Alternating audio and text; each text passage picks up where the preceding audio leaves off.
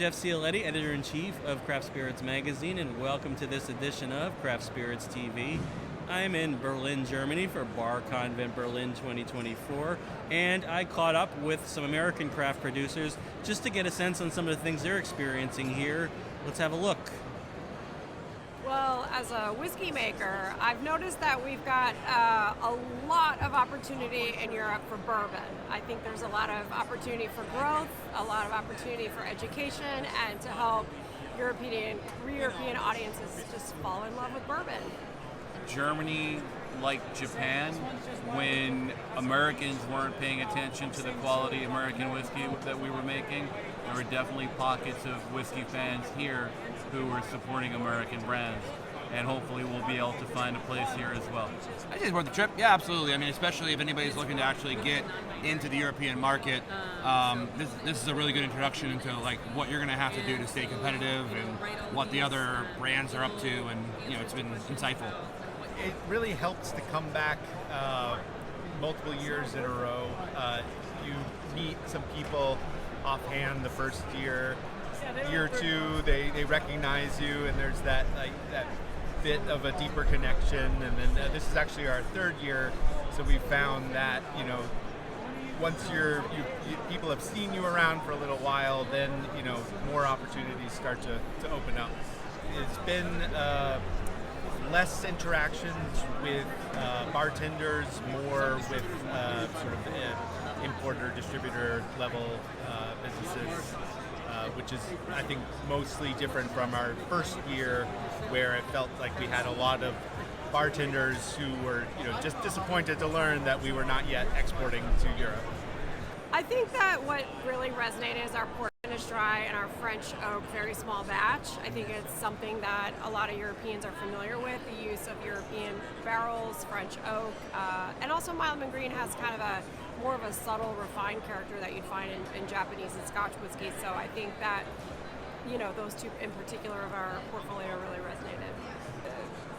Mild Green port finish rye creates this almost like a structure, a base for any cocktail that will look and stand on its own and be just amazing, because it almost like has that backbone and structure to it that is so strong. As especially mixology group and bartenders were coming here to taste, that they were not expecting. I can tell you that they were not expecting this kind of taste and the profile. They were pleasantly surprised and shocked. It's like, oh, the chatter is, this would work so well in so-and-so cocktail that we were thinking about. The most attention has been the representative and the senator. Our DC collection, the representative being a 4-year-old 2 congressional turn bourbon, and the senator being a 6-year-old 1 senatorial term rye. Both of them small batch, which for us is about 20 barrels at a time, and barrel proof. I think that most people are typically interested in our coconut gin because it's unique and it's something that they haven't encountered before, which is fairly unusual in the gin category. The trends are fairly much on the same trajectory as last year, where it's no and low, RTDs, agave. I definitely have seen a lot of low alcohol and no alcohol. That's been obviously really interesting, and it's been fun, in the morning to try stuff that you want to drink in the morning. The bigger trends I'm starting to see, certainly in the flavored and flavored space, has been much bigger than I was expecting. Obviously, we don't on the whiskey side do anything like that, but I just tried some avocado spirits, and there was a passion fruit one over there I've never had before. The whole fruit spectrum is definitely in play. I've seen every single one of them. There seems to be a growing interest in American gins, as the wave of European craft gins has reached maturity, and now people are starting to branch out. It seems like the trend line is moving towards more flair and a little bit different aesthetic on bottles to try and stand out. See some innovative packaging. I mean, there's a guy behind me who's got this sort of bottle that looks like a neck choker. I've never seen anything quite like it before. So, I think people are just trying to push the envelope a little bit and see kind of what works. And I think a lot of these brands are just, are here to stay because there's, a deep culture of Amaros and flavor liqueurs already out here. So now they're just sort of trying to push that envelope. Overwhelming. Incredible array of spirits. There's catacombs in the basement with more spirits brands.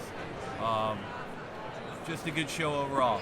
I think right now from a whiskey maker like myself who's also running and owning a business, we're watching to see what happens with the tariffs. Obviously, retaliation on tariffs, or tariff retaliation they call it, is something that's on our mind. Last night I was at the American Embassy in Berlin, and this was the topic of the evening. So we'll see what happens. American spirits, we rely on the European market. We love the European market, and we hope that there continues to be a good, healthy, free trade. Thank you, everyone, and thanks all of you for watching. I just wanted to remind everybody to check out the latest issue of Craft Spirits Magazine, which should have arrived in your inbox. If you are not yet getting a free subscription, head over to craftspiritsmag.com and sign up for one. And until next time, I'm Jeff Cialetti, and this is Craft Spirits TV.